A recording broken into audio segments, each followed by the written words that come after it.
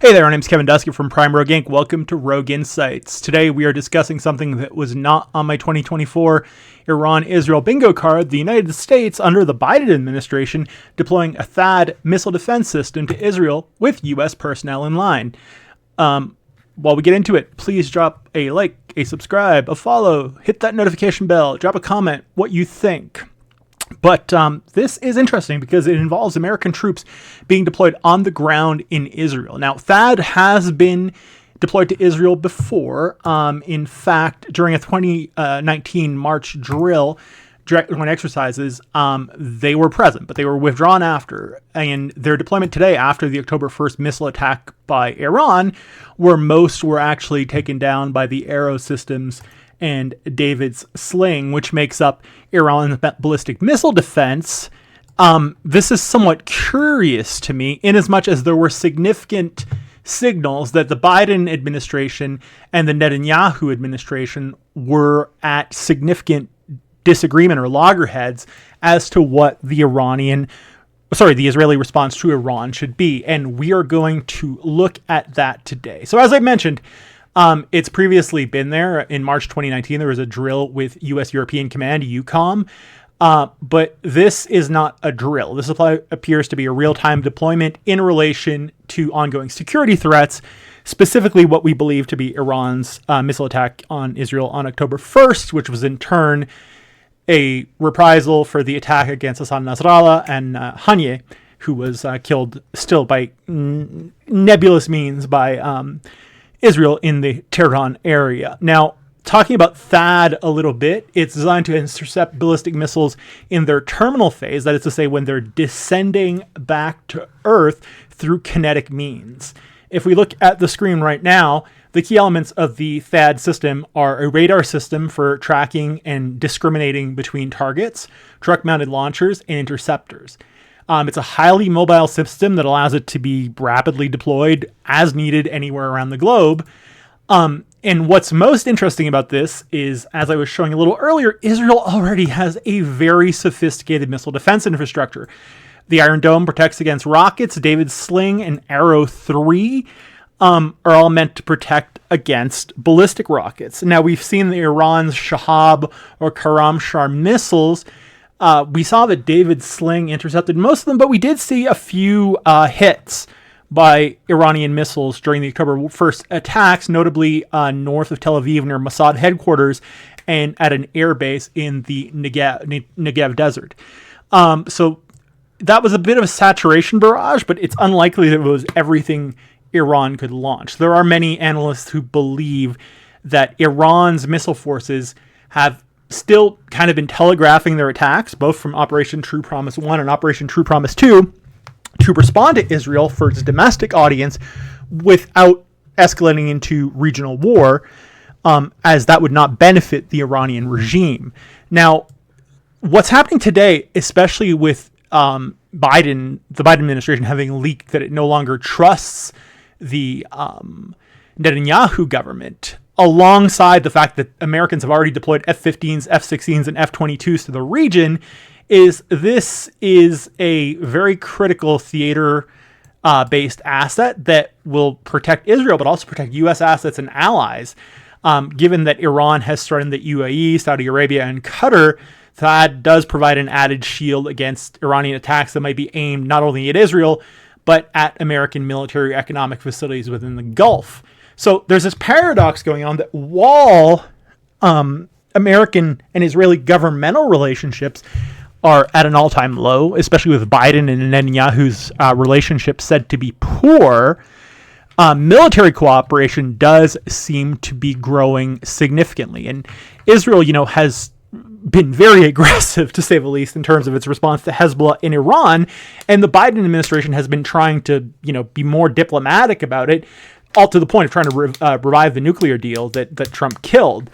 But now that we're seeing U.S. military presence in the region, boots on the ground in Israel, this is changing the proverbial ball game quite a bit.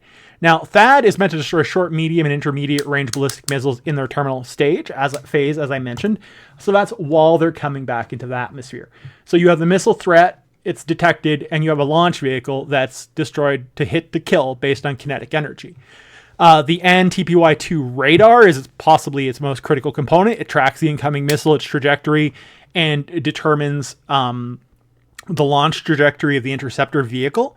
The THAAD system is interesting because it can do both endo and exo-atmospheric, so both within and outside the Earth's atmosphere interceptions. And there's also a very, very advanced command and control setup that will coordinate the radar, the interceptors, and other components, including American ISR assets, intelligence, surveillance, and reconnaissance assets that might be in theater. Now, Israel already has a very, very well-developed ballistic missile defense system, but it's shown that in relation to Shahab 3 and the Karamshar, the Iron Dome, David's Sling, and Arrow systems could possibly get overwhelmed during the context of a saturation barrage. Now, considering that the Arrow 3 is such a critical element of the existing Israeli system and that it was developed jointly by the Israel and the U.S., it kind of makes sense that the THAAD would be integrated because it's a unique capability as it intercepts missiles in their terminal phase rather than closer to their apogee. And THAAD is also highly mobile. It can be transported and rapidly deployed to everywhere. It seems like it was deployed today from Portsmouth, England, where it was forward-based. Because it's interoperable with other missile defense systems, it's going to work basically integrated directly with Arrow 3 and David's Sling, but can also integrate with U.S. systems in Saudi or Qatar. Geopolitically, this is not just a military decision, but a potent geopolitical signal that the U.S. is seeking to directly deter Iran. And it also sends a message to other regional actors like Hezbollah that the United States is not seeking to mess around. All the while, we still have this unrelenting paradox that Biden does not trust Netanyahu and vice versa.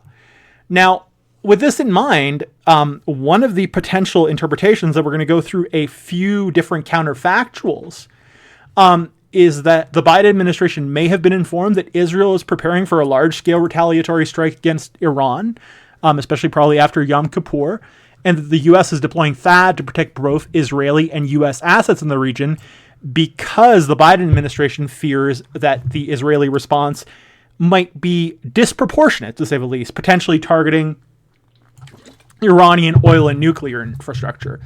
Given that Israel has flouted international law and taken a hardline approach towards Iran's nuclear program for decades, typically emptying for preemption and disproportionate military action, this, combined with its recent targeted assassinations, does point to a context in which the Netanyahu administration is acting very extremely.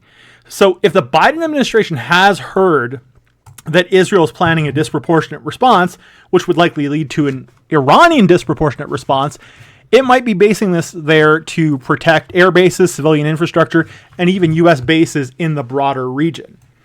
Another potential explanation, counterfactual 2 as I'll call it, that I give less credibility to, is that the U.S. intelligence apparatus may have detected through SIGINT or IMINT an imminent Iranian missile attack. Iran does have a relatively robust network of missile production facilities, but one of its vulnerabilities is it does have to erect most of its missiles in the open prior to launch. So there is a possibility that the U.S. is preemptively fortifying defenses, its and Israel's alike, in the face of intelligence suggesting a multi-front Iranian assault. What makes this less plausible versus hypothesis 1 or counterfactual 1 is that Iran has said it will not respond again unless Israel responds. So I don't really lend this much credence. Counterfactual 3, which is not mutually exclusive of the others, is the U.S. is basically seeing the situation as in the Middle East as just escalating beyond Israel and Iran, or basically bound to do so, which is why we have F-15s, F-16s, F-22s, and B-52s in the region, and that the U.S. is quite simply anticipating a wider regional conflict, full regional war, and the current deployment of the THAAD could just be a part of a broader CENTCOM, which is the Middle East component of the U.S. Combatant Command, defense posture adjustment. Given the regional volatility that's present in the Gulf and the fact that Iran has the very real potential to disrupt the Strait of Hormuz, something we discussed in a video a couple of days ago, it's not impossible that it's basically pre-positioning this asset for larger conflicts. What makes this less likely to me is the fact that it could be positioning it in Saudi Arabia, Qatar, or the UAE, and it would largely have the same effects. The fact that it's basing it specifically in Israel very much makes me think that this is for defending Israeli sovereign territory. A fourth counterfactual is that the U.S. might be using this THAAD deployment as a form of pressure on Israel to kind of moderate its response to Iran. So while Israel might favor a massive retaliatory strike, the U.S. remaining mindful of this potential for regional war might be deploying these THAAD to reassure Israel to kind of discourage overly aggressive actions. This doesn't make sense to me because, Biden-Netanyahu relationships are so terrible. And I don't see how this would give the Biden administration any leverage in terms of providing a buffer against Netanyahu doing whatever the hell he wants, because that's what he's been doing since October 7th. With that in mind, what are the implications of this new deployment of U.S. troops on the ground in Israel operating a THAAD? So this introduces a new dimension of the conflict, because in the past, U.S. involvement in the Israeli-Iranian conflict was limited to joint exercises, support through intelligence sharing and equipment, and in some cases shooting down Iranian missiles in Israel, not in Israeli, I believe, in Saudi airspace for the most part. But this means, and it's very unlikely because of a small number of troops currently deployed, that future military confrontations between Israel and Iran could produce American casualties on the ground. Should either an Iranian missile or one of its proxies missiles hit a THAAD installation operated by U.S. personnel, this would be a massive red line for the U.S. and would trigger a direct U.S. military response because Biden wouldn't have a choice. With the United States having previously basically solely deployed troops to Israel for joint exercises like Juniper Cobra, which is the air defense exercise, and exercises involving the Iron Dome, David Sling, and U.S. Patriot batteries. This is a new precedent in terms of the type and nature of the deployment, and clearly indicates some kind of shift in U.S. policy that is very difficult to understand as of the current time.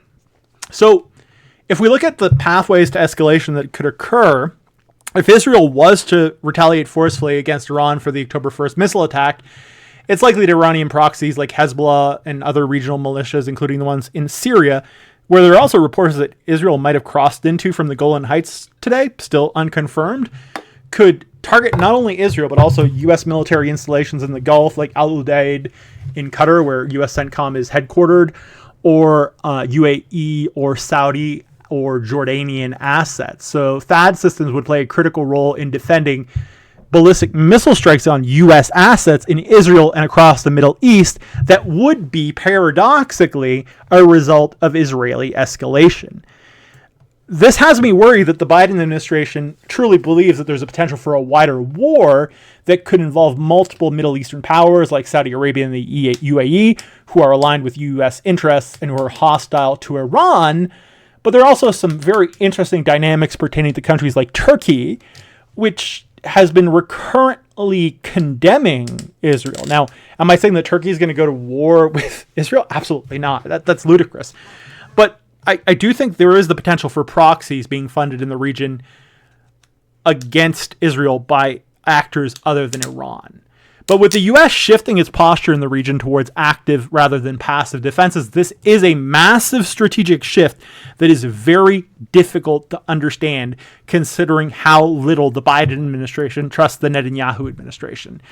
It's certainly a recalibration of its approach to the Middle East, and a shift towards, I guess one could say, kinetic rather than diplomatic operations. So with the environment already being so tense in the region, U.S. boots on the ground in Israel is a massive escalation point towards Iran and also towards Iranian allies like Russia and China. I mean, Russia is involved in Syria, and it would be very unlikely that it would go to war with Israel, but it could provide more significant assistance to Iran to balance the U.S.'s involvement in the region. Now, while THAAD is likely to have some psychological impact in terms of signaling American intent, the fact that it's only a single battery is also somewhat inconsequential in the grander scheme of things. So while it's unlikely to significantly impact Israeli defense strategy because of the fact that David's sling and arrow 3 are already there, it can complement them in the context of Israel's kind of, layered approach to missile defense. But there's more of a psychological impact, notably in places like Tel Aviv, Jerusalem, and Haifa, which have been targeted by Iranian and Hezbollah ballistic missiles. In terms of American-Iranian relationships, this is pretty much a killer for the JCPOA, the nuclear deal. And from an Iranian perspective, the presence of American troops in Israel is an absolute and clear indication of escalation on the part of the United States, which could lead to Iran seeing its own missile forces as an important counterweight to both U.S. and Israeli air superiority in the region. So this could increase the likelihood of a coordinated, saturated barrage being undertaken by Iran and Hezbollah simultaneously after what is likely to be a significant Israeli retaliation. So the Gulf states, notably Saudi Arabia and the UAE, are going to be watching the THAAD deployment closely. The UAE and Saudi both have THAAD systems from 2017. $15 billion, I think, was the Saudi price that they paid for it. And the deployment of the U.S. missiles could be oriented towards increasing regional defense cooperation, notably in relation to the Abraham Accords. But what worries me longer term is Russia and China, because they're both strategic partners of Iran, and America appears to be escalating in the region, despite the fact that the Biden administration does not necessarily want to, because of the fact that Netanyahu keeps escalating the conflict and seems to one extent or another to be out of control. So there are serious potential repercussions. And returning to these counterfactuals I spoke of earlier, to me, this is really indicative of the fact that the Biden administration has likely learned that Israel is planning for a disproportionate response, likely targeting Iranian oil facilities, which would likely in turn target an Iranian disruption of the Strait of Hormuz and potentially having crippling effects on oil and gas exports from the region. So my interpretation of this is that the U.S. is putting these assets in place because it is anticipating rapid fire escalation. I don't think this is based on specific intel regarding what the Iranians are planning prior to the Israeli response, because I don't think the Iranians are going to strike prior to Israel responding.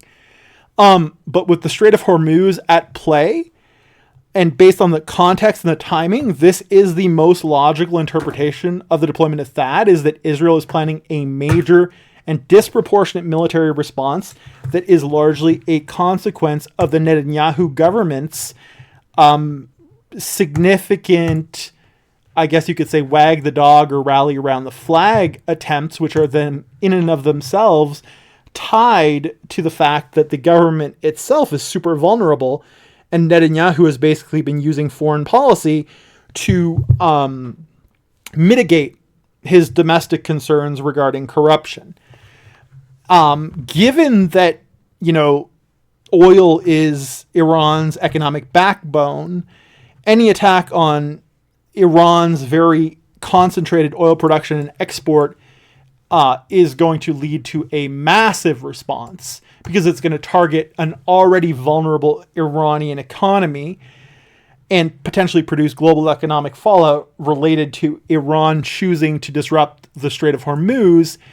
I think we have to believe that this deployment of the THAAD battery is a clear signal that the U.S. is reasonably certain that Israel is planning to do something very significant, likely targeting Iran's oil infrastructure in the coming hours or days.